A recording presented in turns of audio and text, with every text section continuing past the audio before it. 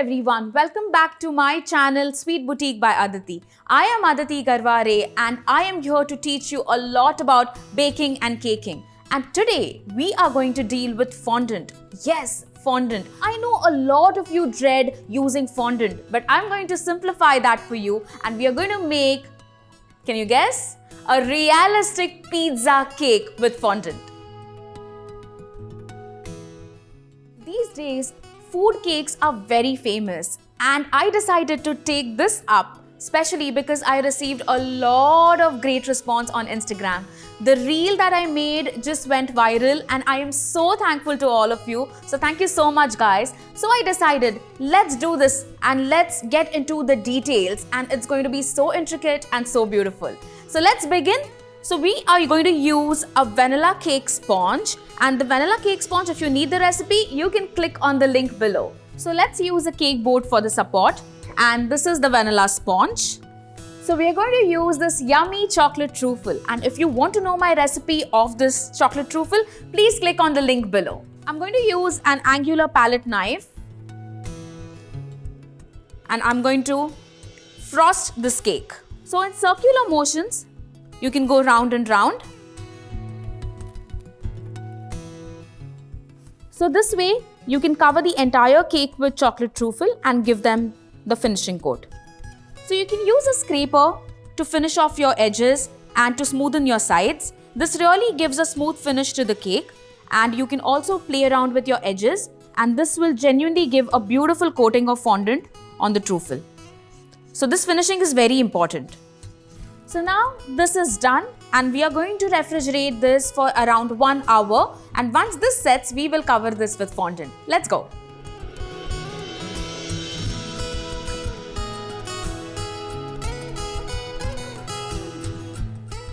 So let's get to cake covering. This is the fondant that I have. You can use homemade fondant or store-bought fondant, anything that you are comfortable with. So this is a skin color fondant. You can use either cream or off-whitish or even white fondant. So firstly, I'm going to knead my fondant. This is very important. You have to knead it so you can see how stretchy and you can see the resistance, right? But with the warmth of your body, it's going to soften up, and I'm going to just knead it really well so that I can roll my fondant. So I'm going to use a bit of cornstarch on my workstation. So cornstarch, corn flour, or even icing sugar, anything is fine. And let's get rolling. I'm using a big rolling pin, so it gives me good grip over the fondant. So make sure you roll your fondant evenly so you get the even finish. Otherwise, then it's thick from one side, thin from the other side. So make sure you roll it evenly and try to roll it in a circle so it's easier for you to cover. So this looks good. Now my cake is sitting in the refrigerator and I need to take it off. I hope it's set, and then we go and roll it up.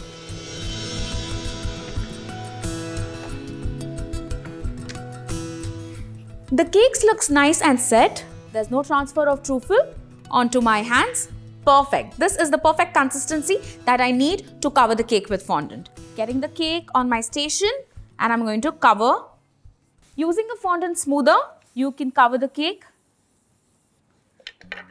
and also tucking it from the sides, pushing it inside gives you a good finish. So you can use some cornstarch. My hands are warm, hence I'm using some cornstarch, so I can play around with the fondant. Otherwise, the fondant can get sticky due to the body warmth. And here you go. It is nice and smooth. So let's cut the excess sides. So with craft knife, I'm going to cut this. So now we take off the excess fondant from the sides. So we get a beautiful covered cake. And let's start decorating it. So first we are going to give some texture to our pizza cake, and I'll show you how. So we have these basic fondant tools available in the market, just like a ball tool or a Dresden tool. So just with the help of this, we can just give some texture, bread-like texture to our cake. Instead of making it look plain, we can just add some texture. Also, with the help of the ball tool, we can make some incisions to give the bread-like texture. So this is completely optional, but of course it'll make your cake look prettier. So once you're done with the texture, now we are going to airbrush this. So airbrushing is a very fancy technique, but at the same time very easy. An airbrush is like a magic machine. So I have my airbrush over here, and I'm going to add in a bit of my airbrush yellow color. So with the help of a dropper, just adding it a bit of color.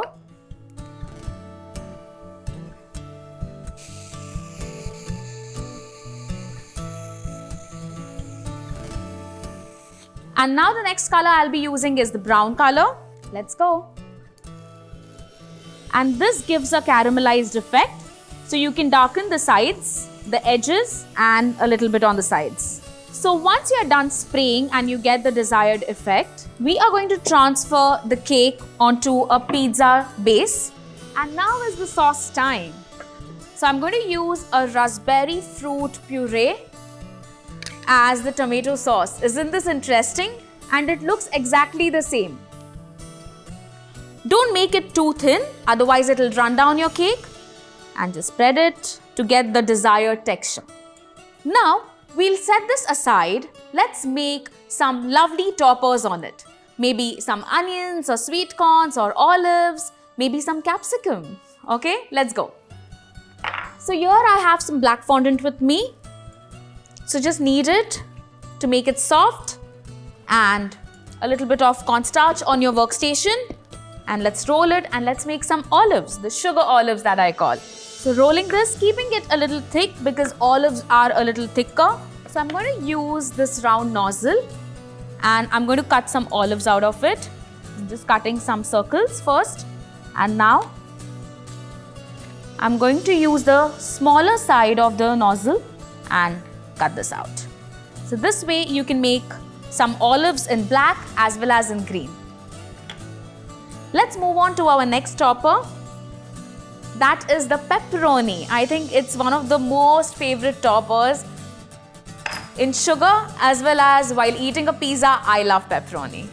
So I'm using a maroon fondant. Just roll this out. And I'm going to use this side, the bigger side of the piping tip, to cut some pieces of pepperoni. Now, when you put the pepperoni on the pizza, they look a little caramelized, a little toasted. How do we do that? So using a Dresden tool, just to give it a little bit of the texture that's needed. And we are going to use a blowtorch for the caramelized effect. It's going to be super cool. And this is the blowtorch that I have. So just kind of caramelizing the fondant. Doesn't this look exactly like a real pepperoni? And once it goes up on the pizza cake, I'm sure it's going to look so amazing.